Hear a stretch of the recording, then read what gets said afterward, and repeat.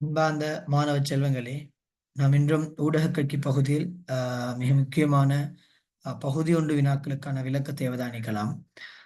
நான் screen share பண்றேன், நீங்க பாருங்க. எனவே இங்க பல வினாக்கள், பகுதி ஒன்று சார்ந்த வினாக்கள் வரும். இதன் மூலமாக நீங்க பரீட்சையிலே இலகுவாக விடையளிக்கக்கூடிய வாய்ப்பு கிடைக்கும். எனவே நான் தொடர்பாடல் கற்கையின் அறிமுகம் என்ற பகுதியில் தான் சில குறுவினாக்கள் இங்க தயாரிக்கப்பட்டிருக்கிறது. பார்க்கலாம். வன்பர் ஆன்சர் மை ஆன்சர் வரும். ரைட், முதலாவது கேள்வியை பாருங்க.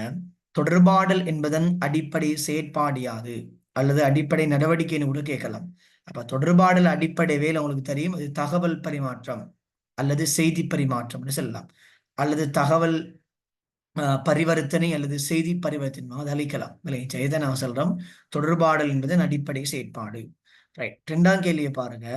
தொடர்பாடுனர் பெறுநருக்கு பரிமாற்றும் விடயம்.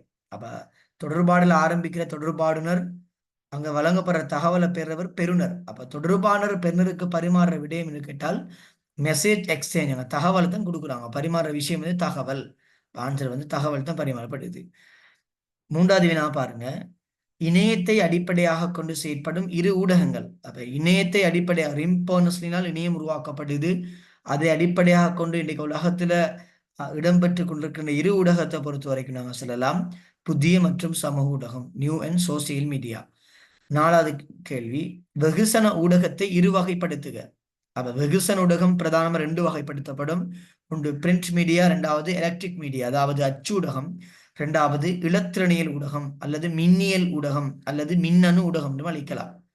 பிரதானமாக நாங்கள் அப்படி பிரிண்ட் மீடியா, எலக்ட்ரிக் மீடியா ரெண்டு வகைப்படுத்தலாம்.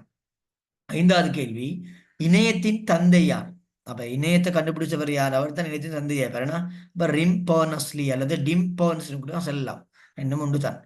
ஆறாவது கேள்வி, மனிதனுக்கு ஏன் தொடர்பாடல் அத்தியாவசியமாகின்றது? அப்ப ஏன் மனிதனுக்கு தொடர்பாடல் அடிப்படையான அத்தியாவசியமான செய்யப்படுவது? அவன் தேவையை நிறைவேற்றிக் கொள்கிறான், அதனாலதான் தொடர்பாடல் ஒரு அத்தியாவசியமான அடிப்பை நான் சொல்றோம். மனிதன் இன்னொரு மனுஷனோட சும்மா பேசுவான், கதை பண்ண இல்லை, நம்ம ஒரு தேவை உண்டிக்கும். ஏன்னா கடைக்கு போறோம், அதே மாதிரி பாடசாலைக்கு போறோம், அதே மாதிரி பேங்குக்கு போறோம். இப்ப எங்க போனாலும் அவன் தொடர்பாடல் மூலமா மனிதன் தேவையைத்தான் நிறைவேற்றிக் கொள்கிறான். ஏழாவது கேள்வி, நவீன வெகுசன ஊடக கட்டுமானத்தின் தந்தை யார்? இவர்தான் ஜெர்மன் நாட்டை சார்ந்த ஜொஹன்னஸ் குட்டன்பர்க். ஏன் இவர் இப்படி அழைக்கப்படுறாரு சொன்னால், இவர்தான் அச்சு ஊடகத்தை அல்லது அச்சு இயந்திரத்தை கண்டுபிடிக்கிறாரு.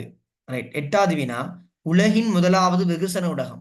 உண்மையாகவே உலகத்துல முதலாவது வெகுசன ஊடகம் என்ற சொல் 18ஆம் நூற்றாண்டில் அழைக்கப்பட்டது பத்திரிகை, செய்தி பத்திரிகைக்கு தான் முதலில் அந்த சொல் அளிக்கப்பட்டது. ஒன்பதாவது வினா, தொடர்பாடல் என்பதை எளிமையாக வரையறை செய்க. அப்ப தொடர்பாடல் நாங்க இலகுவாக எளிமையாக வரையறை செஞ்சோம் என்று சொன்னால், அதாவது தொடர்பாடல் என்பது உணர்வுகள், எண்ணங்கள், கருத்துக்கள் மற்றும் அறிவு முதலானவற்றை பரிமாறிக்கொள்ளும் தொடர்பாடலன் எளிமையான வரைவிலக்கணமாகும். 10வது கேள்வி, வடிகட்டி என்பதே அது. வடிகட்டினா ஃபில்டர். ஏன்னா வடிகட்டி என்று சொல்ல வாரது மனிதன மூளையோட சம்பந்தப்பட்ட விஷயம் இது. அப்ப இந்த வடிகட்டி என்றதை பொறுத்த வரைக்கும் இந்த வடிகட்டுற வேலை என்று சொன்னால், ஊடகத்தால பல எண்ணற்ற தகவல் வருது.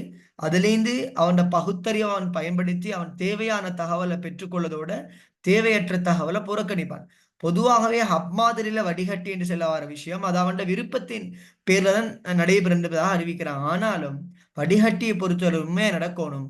ஊடக விலங்கறிவு பிரதானமா, அதே மாதிரி ஊடக விமர்சனம் இவைகளை அடிப்படையாக கொண்டு உணர்வோடு செயற்படுகிற போதுதான் தேவையான தகவலை மட்டும் எடுத்துக்கொண்டு அவன் தேவையற்ற தகவலை புறக்கணிக்கிற விஷயம் நடக்கும்.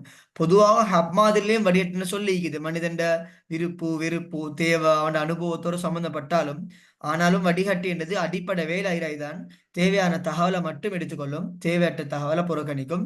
இதுக்கு சரியா இது நடக்கணும் என்று சொன்னால் இந்த ஊடக விலங்கறிவு, ஊடக விமர்சனமானது உணர்வோடு செயற்படுத்தப்படணும். இது மிக முக்கியம். 11வது வினா, ஊடகத்தின் போலியான மாயத்தை புரிந்து கொள்ள பொருத்தமான அறிவு.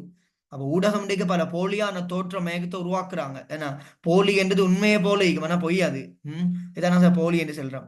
அப்ப இதுல இருந்து உண்மையானதை விளங்கணும் என்றால், விளங்கிக் கொள்ளும் என்றால், புரிஞ்சு கொள்ளவங்களுக்கு ஊடக விலங்கறிவு தேவை அல்லது ஊடக எழுத்தறிவு தேவை. 12வது வினா பாருங்க, ஊடக திறனாய்வு என்பது. அப்ப ஊடக திறனாய்வுக்கு இன்னொரு பேர் தான் ஊடக விமர்சனம். இதை மேற்கொள்றவர் ஊடக திறனாய்வாளர் அல்லது ஊடக விமர்சகர். இதுல வேலை என்ன தெரியுமா? அதாவது ஊடகத்தால பல தகவல் வருது, அந்த தகவலோட தரத்தை ஆராயிற, குவாலிட்டியை ஆராயிற வேலை. சரியா? அப்ப நாங்க இங்க ரெண்டு விஷயம் நடக்கும். ஒண்ணு நன்மையை ஆராய்வாங்க, தீமையும் ஆராய்வாங்க, கடைசியா முடிவெடுப்பாங்க. இந்த 3 ப்ரோசஸும் இங்க நடக்கும்: நன்மை, தீமை, முடிவு. நல்ல தகவலா கிட்ட தகவல் முடிவுக்கு அவங்க வருவாங்க. இவர் தான் சிறந்த ஒரு ஊடகத்திறனாய்வாளர். 13வது வினா, குறுண்வேல் சாசனம் உருவாக்கப்பட்ட ஆண்டு. உங்களுக்கு தெரியும், யுனெஸ்கோ அமைப்பினால 1982ஆம் ஆண்டு உருவாக்கப்பட்டது. அல்லது பிரகடனங்கள் அழைப்பாங்க. சாசனத்துக்கு பேர் பிரகடனம். 14வது கேள்வி, யுனெஸ்கோ அமைப்பின் கருத்துக்களை தருக. அப்ப அது சொல்றாங்க பாருங்க, ஊடகத்தின் எதிர்மறை தாக்கத்தை வந்து சிறுவிளைஞரை பாதுகாக்க வேண்டும். அதே மாதிரி ஊடக விலங்கறியும் அவங்கள்ட்ட ஏற்படுத்தப்படணும். வெகுசன ஊடகத்தை வந்து அவங்க பொதுவா ஊடகத்தை வந்து விமர்சன ரீதியா நுகரக்கூடிய ஆற்றல் தான் ஊடக விமர்சனம். அதே மாதிரி படைப்பாக்க சிந்தனை சிறுவர் இளைஞர்கள் மத்தியில் ஏற்படுத்தப்படும். இவையெல்லாம் நடக்கணும் என்று சொன்னா பாடசாலையின் ஆரம்ப கல்வி முதல் முதியோர் கல்வி அதே மாதிரி பல்கலைக்கழகம் வரைக்கும் இந்த தொடர்பாடல் கற்கை கற்பிக்கப்படணும்ன்றது யுனெஸ்கோ சொல்லக்கூடிய கருத்துக்கள். 15ஆம் கேள்வியை பாருங்க. உலகமானது குடும்பமாக சுருங்க பிரதான காரணம் தொடர்பாடல்ல தொழில்நுட்ப வளர்ச்சி. தொடர்பாடல்ல தொழில்நுட்ப வளர்ச்சியின் வருகைதான் இன்றைக்கு உலகமே கைக்குள்ள வந்துட்டு நாங்க செல்லலாம். சரி, உலகம் குடும்பமாக சுருங்கி விட்டு இருந்தாங்க செல்லாம். நன்றி மாணவர்களே. நாங்க இன்னும் ஒரு குரு வினாக்கள் அல்லது ஏன் ஒரு தொடர்பாடலுக்கு கூட சொந்த இன்னொரு வினாக்கள் நாங்க சந்திப்போம்.